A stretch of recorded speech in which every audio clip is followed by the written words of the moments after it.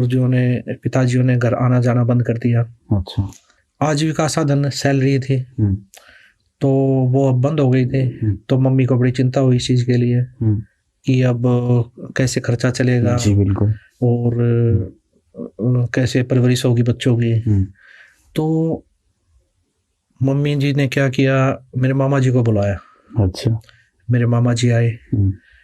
मेरे मामा जी को बताया मम्मी जी ने कि ऐसे ऐसे बच्चों के पिताजियों ने तो आना बंद कर दिया और कैसे चलेगा, खर्चा कैसे चलेगा, इनकी परवरिश कैसे होगी।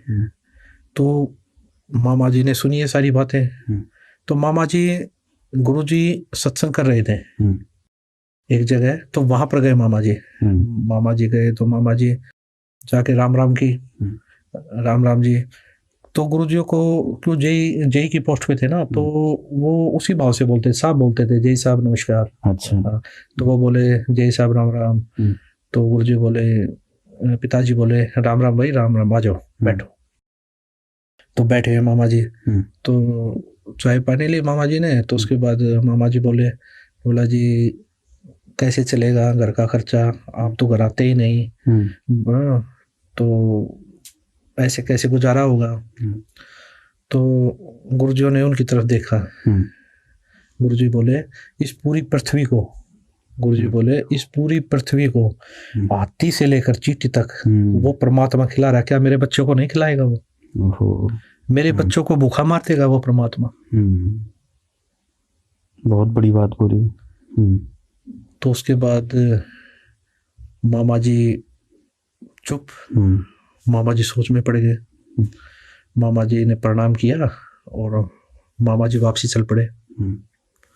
मामा जी वापसी मम्मी के पास आए। तो मम्मी के पास आए तो मम्मी जी को बताया, बोला क्या क्या बात हुई। तो मामा जी ने सारी बातें बताई, ये बात हुई। तो मम्मी जी बोले कैसे होगा। तो मामा जी बोला मेरी हिम्मत नहीं है दोबारा जाके ये बातें बोलने की। आज इतनी बड़ी बात बोल दी है उन्होंने। आज जय साहब ने इतनी बड़ी बात बोल दी है कि मेरी हिम्मत नहीं है दोबारा जाके बात करने की बहन। तो ऐसे चलता रहा। कुछ टाइम के बाद फिर मेरे चाचा जी, मम्मी ने अंकल जी को बुलाया। उनको भी बताई भाई खर्चा कैसे चलेगा, बच्चों की परवरिश कैसे होगी। ये चीजें देखकर अंकल जी ये सारी बातें सुनकर फिर वो गुरुजियों के पास गए।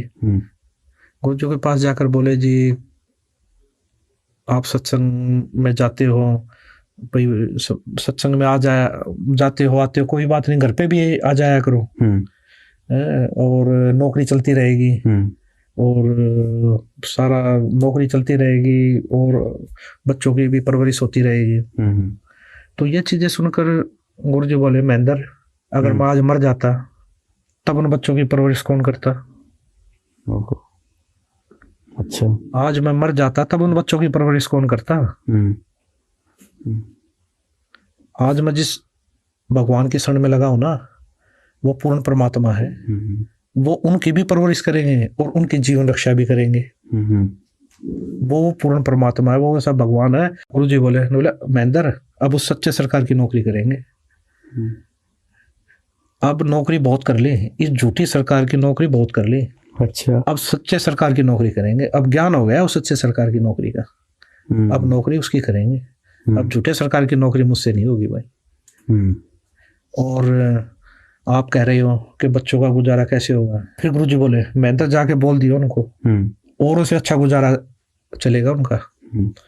अंकल जी ने बताया गुरुजियों ने एक शब्द भी गाया, बड़ा मार्मिक शब्द गाया गुरुजियों ने। अच्छा। वो शब्द गाकर फिर गुरुजियों ने आशीर्वाद दिया। बोला महेंद्र बोल दियो उनको, जो और है ना वहां पर है उनसे ज्यादा अच्छा गुजारा चलेगा उनका। उससे कुछ दिन के बाद मेरे बड़े भाई साहब है, उन्होंने दुकान की, उन्होंने परचून की दुकान की।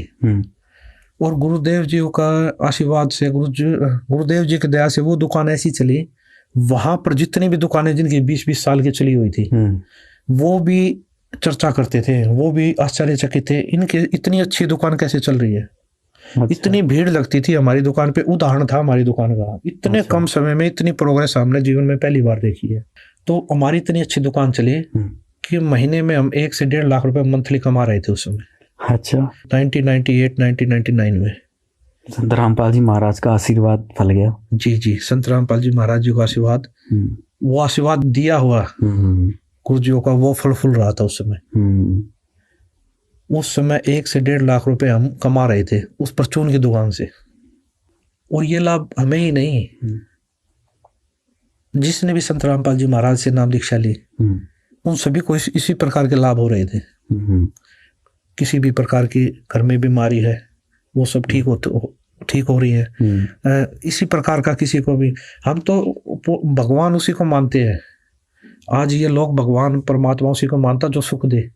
वो सारा सुख संत रामपाल जी महाराज से नाम दीक्षा लेने के बाद मिल रहा था, हमें नहीं। आज करोड़ों की संख्या में, लाखों की संख्या में जो भगत जुड़े हुए हैं, आज उनसे आप पूछ लीजिए, वो बताते नहीं थकते, सुनने वाला थक जाता। उनके घर में इतने लाभ मिलते हैं, इतने लाभ मिले हैं गुरु जी की दया से।